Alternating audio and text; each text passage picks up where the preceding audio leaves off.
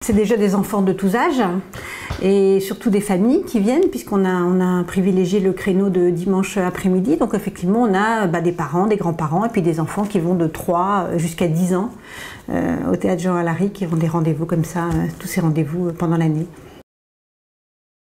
Je veux vous parler de l'âme de demain, enfantée du monde, elle en sera la fin. Je veux vous parler de moi, de vous.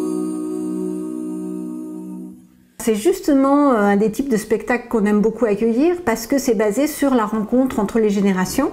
C'est-à-dire qu'eux vont chanter pour les enfants de maintenant un répertoire qui est celui des parents, voire même des grands-parents. Si on pense à Pierre Perret par exemple, il y a une chanson de Pierre Perret. Et surtout, ils vont le faire d'une façon étonnante puisque sans instrument, ils vont donner l'illusion. C'est du chant a cappella, mais pas n'importe, c'est pas du chœur ou du. Enfin voilà, c'est du chant a cappella, mais d'un dynamisme tel qu'on a vraiment l'impression qu'il y a des instruments sur scène. Si j'avais un marteau, je cognerais le jour, je cognerais la nuit, j'y mettrais tout mon cœur, je bâtirais une ferme, un bon royaume baguère, et j'y mettrais mon père, ma mère, mes frères et mes sœurs. Et c'est l'idée effectivement d'écouter un répertoire qui n'est pas celui d'aujourd'hui avec les parents.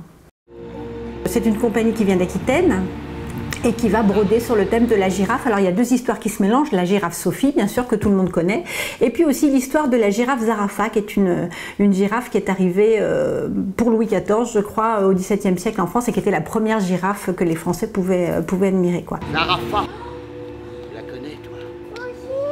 Aussi. Première girafe de France. C'est à Penautier, donc une petite salle, ce petit théâtre qui est assez magique quand même et qui se prête très bien au jeune public parce qu'il n'y a que 140 places dedans.